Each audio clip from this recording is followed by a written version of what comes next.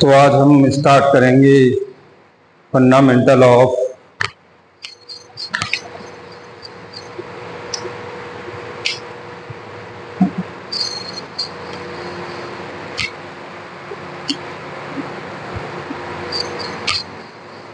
Motion in straight line. Fundamental के अंदर आपका पहला केस स्टार्ट होता है motion of a straight line.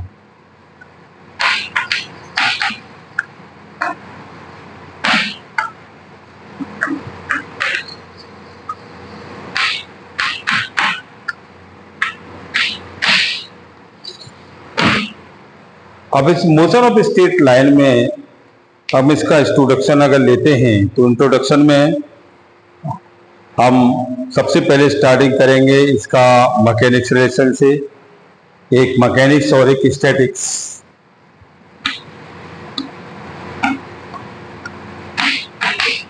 Mechanics और एक स्टैटिक्स। और मैकेनिक्स एक ऐसी प्रॉपर्टी है, हम ये कह सकते हैं the branch of physics which deal with the study of motion of material object is called as a mechanics. यानी कि अगर हम कहें तो ये आपका आता है the branch of physics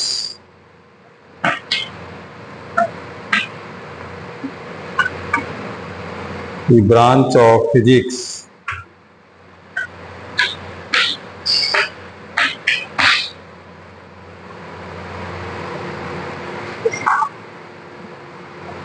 physics which deals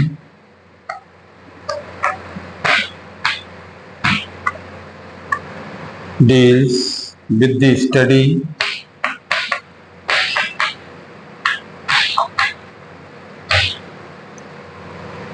of motion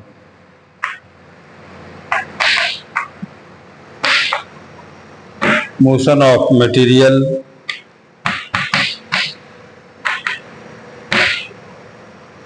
object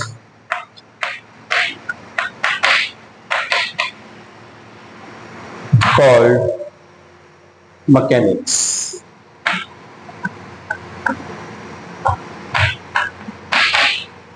अब ये मैकेनिक्स हमारी कई पार्टों पर एक होती है कि स्टैटिक्स,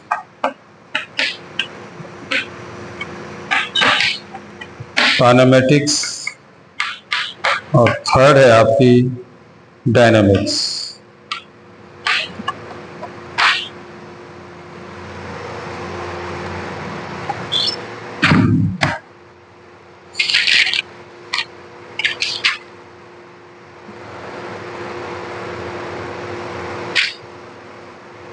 तो mechanics the branch of physics which deal the study of motion of material.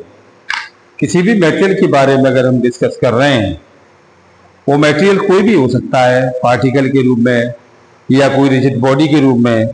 जब इस पार्टिकल्स में ये रिलेशंस निकल के आते हैं तो इसका मतलब ये सारी चीजें मैकेनिक्स कहलाती हैं। अब वो खुद कह रहा है इसमें कि मटेरियल है। अब कोई भी मटेरियल यूज करेंगे, अब मटेरियल में कोई भी पार्टिकल होता है, पार्टिकल से हमारा जो है मैटर बनता है, उस मैटर से ही मटेरियल बनता है। अब मटेरियल छोटी छोटी चीजों से है। अगर हम देखें किसी भी मेटल की बात करते हैं तो मेटल भी छोटे छोटे एटम से मिलकर बना है, और जब ये बड़ा हो जाता है तो हम इसका यूज करते हैं। जैसे हैमर है, हैमर को हथौड़े से ब्रेकअप करते हैं तो क्या होता है, वो हैमर सारा फोर्स लगाता है उसके ऊपर। जब ये फोर्स लगाता है तो इसका मतलब ये होता है कि ये एक मैकेनिक्स का वर्क कर रहा है। गाड़ी हम चला रहे हैं तो गाड़ी जब फोर्स करती है, किसी से अटैक करती है, किसी से इम्पैक्ट करती है, तो उस समय उसमें जो मटेरियल ही होता है वो मैकेनिक्स होता है हमारा। अब मैकेनिक्स से कैसा रिलेशन है, कोई भी मिस्त्री काम कर रहा है, ये भी एक मैकेनिक्स ही है, और उसका इफेक्ट हमारे ऊपर पड़ रहा है। दुनिया में आज जितना भी मोटिवेशन हो रहा है सब मैकेनिक्स के द्वारा ही हो रहा है। आज देख रहे हैं, आज से अगर हम कई सालों पहले जाएं तो हम देख रहे हैं कि लोग मशीनीकृत नहीं था, लेकिन आज मशीनें बढ़ रही हैं और ये मशीनें ही हमारा मैकेनिक्स का काम। आप किसी हैवी वेट को सीधा नहीं उठा सकते, लेकिन उसको मैकेनिक्स के रिलेशन के द्वारा बहुत इजी तौर से उसे उठा सकते हैं, तोड़ सकते हैं, ले जा सकते हैं। इसके बहुत सारे एग्जाम्पल दिए। उन्होंने कहा कि हमारे पास कोई हैवी बॉडी है, कोई बहुत हैवी बॉडी है ये, आप इसको कहीं भी पोजीशन चेंज करा सकते हैं। तो पोजीशन चेंज कराने के लिए आप क्या करें, इसके नीचे जो है का लगा के और नीचे इस साइड से लगा दें, ये बॉडी क्रैक हो जाएगी। यहाँ से पोजीशन चेंज कर लेगी, एक आदमी चेंज कर सकता है। आप इसे ले जा भी सकते हैं, जैसे आप देखते हैं कि बहुत सारा वेट अगर कोई आदमी ले जा सकता है, ये है। और हम इस आज मेंस को देख रहे हैं, ये मैन क्या कर रहा है, ये बहुत सारा वेट ले जा रहा है अपने कंधे पर रखकर ऐसे, और यहाँ भी उसके वेट टंगा हुआ है और इधर भी वेट टंगा हुआ है। यानी हम फिजिक्स के द्वारा बहुत सारी चीजें बहुत इजी तौर से कैलकुलेट कर सकते हैं, अगर हमारे अंदर फिजिक्स का माइंड है तो। अगर फिजिक्स का माइंड नहीं है तो हम इसे नहीं कर सकते। अब आप कोई भी सिचुएशन में चले जाएं फिजिक्स के अंदर, अभी उन्होंने कहा कि हम किसी भी स्टैटिक्स की बात कर रहे हैं, तो स्टैटिक्स का मतलब हो गया कि ऐसी कोई ब्रांच जो अपना पोजीशन चेंज न करती हो, तो आप कह सकते हैं ये branch of physics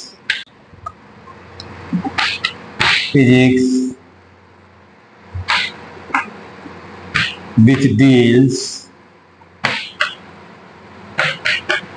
with the study of motion of material, object। तो मटेरियल की जगह आप यह कह सकते हैं motion of rest if does not change of position of the material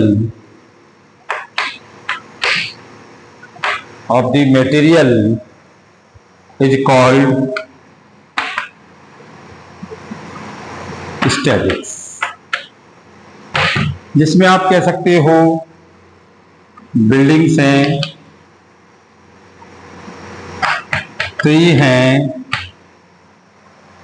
poles हैं,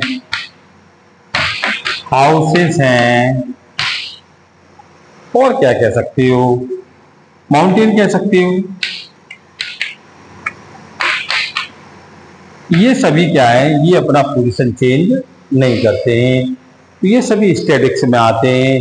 हम लास्ट हजारों सालों से देखते आ रहे हैं, जो चीज जहाँ है वो वहीं पर रेस्ट में है। या हम ये भी कह सकते हैं if the body at A equilibrium, if the body equilibrium.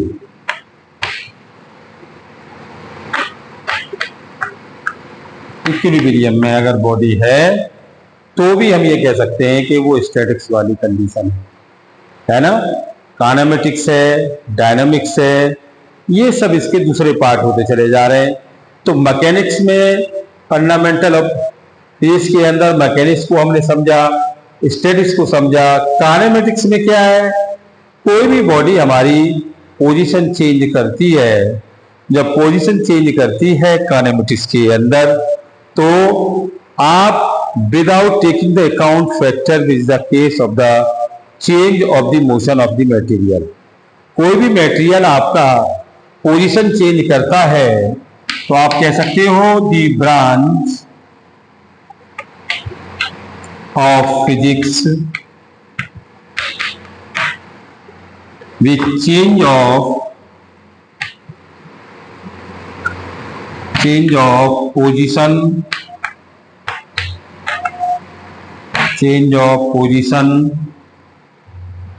the branch of physics with change of the position of the material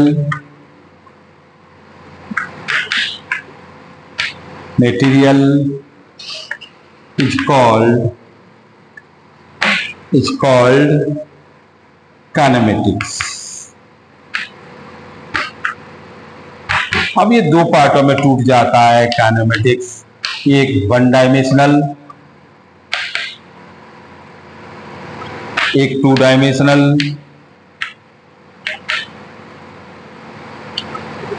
एक थ्री डायमेंशनल।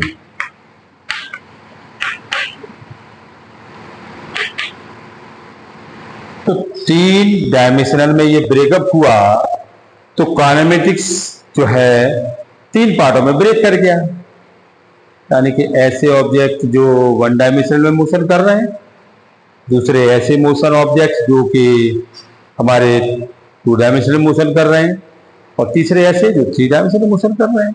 तो वन डायमेंशनल में क्या है, आप मूविंग साइकिल चलाओ, कार चलाओ, बस चलाओ, तो ये सभी जो है आपके वन डायमेंशनल है।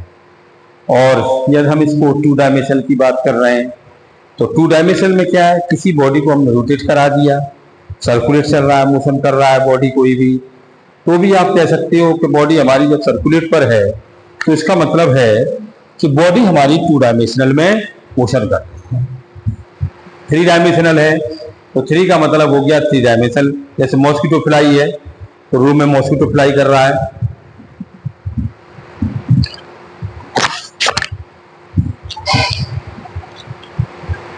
तो इसका मतलब है ये सभी हमारे काइनेमेटिक्स में आते हैं और इसी पर बहुत सारे कॉन्सेप्ट बदल जाते हैं। ये इसका बेसिक फंडा है। और दूसरा हमारे पास तीसरा आता है डायनामिक्स।